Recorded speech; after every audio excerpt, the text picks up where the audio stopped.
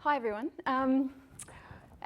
Thanks Claire. As Claire said, I was going to talk about change, and change will be part of this, but given that I'm a woman and I change things, it's not all about that either.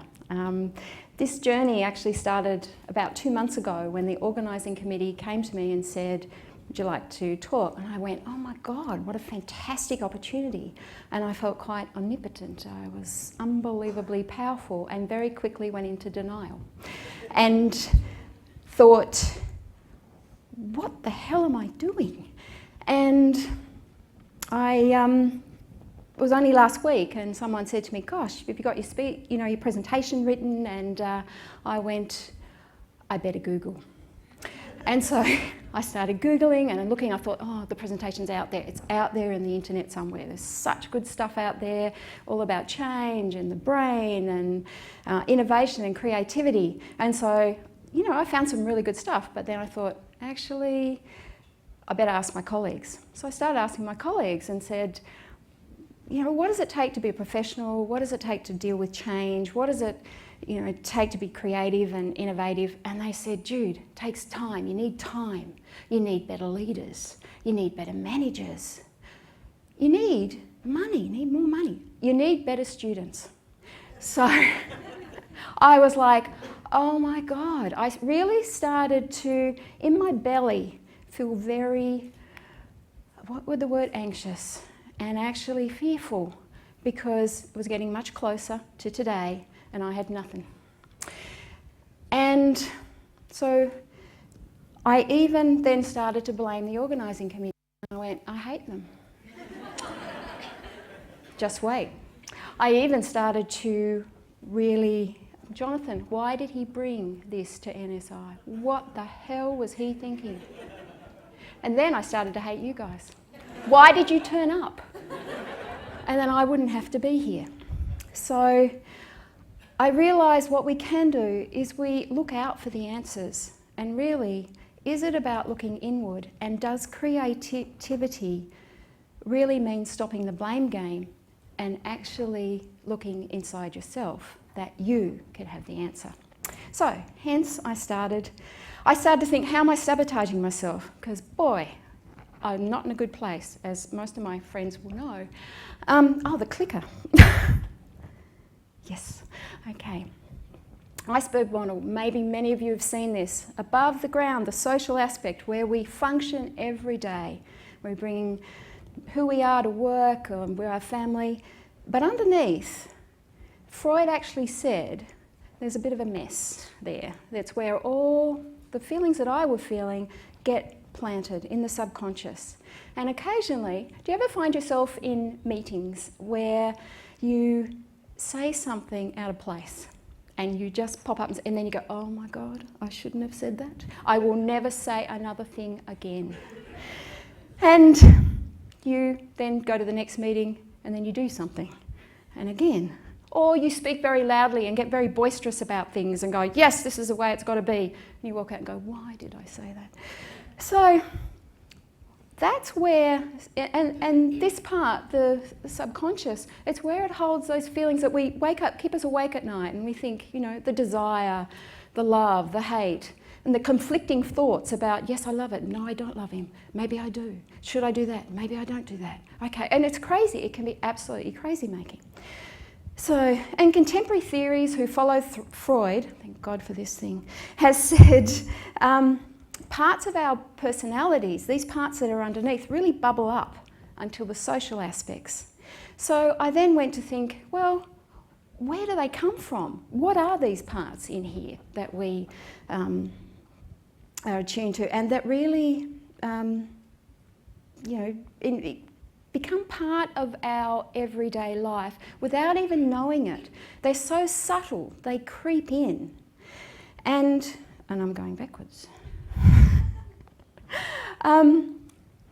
The structural model here, where it says parent, adult, child, is actually from Byrne, and Byrne was a transactional analysis, and he said that the origins of our behaviours, feelings and thoughts are within us, And hence that's why I've got the parent, adult and child.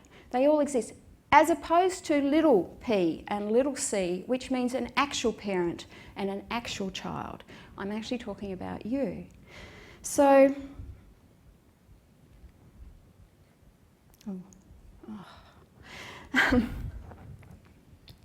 so I'm going to start in the middle with the adult space. And the adult ego space is the one that we bring on most of the time. Most of the time we're accessing that space. We're working, we're running around doing filling. It's a place where we ask questions, where we're curious, where we're really interested in other people, where we can admit our mistakes, where we really respond to the here and now. We get angry appropriately, as opposed to myself in the car this morning screaming at people.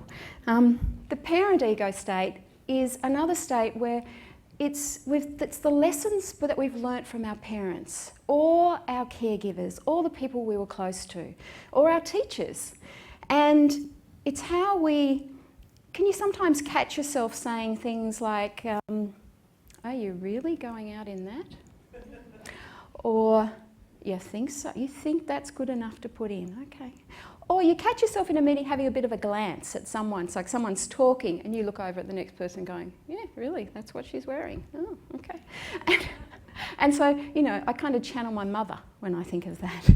And the child ego state is the things that we've copied growing up and how we're thinking and feeling, and then we replay them. So I was talking to my partner this morning. He said, Jude, whatever you do, don't get small. He said, you know, when you get scared, you get small. And I start to, you know, collapse down, and I sit in meetings and go, oh, I can't, you know, I'll just pretend I'm not here. Or, you know, we were at a meeting the other day and everybody rushed for the back tables. No one sat at the front. It's like, no, let's be kids. It's like we bring things out from our childhood that try to keep us safe. So,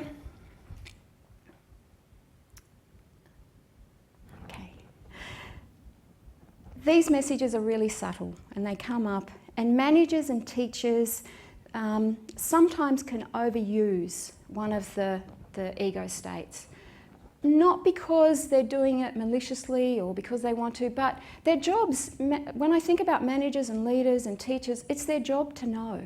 They have a job to actually care for the students in their class. They actually have a job to care for the institute and to care for, you know, the people that work for them.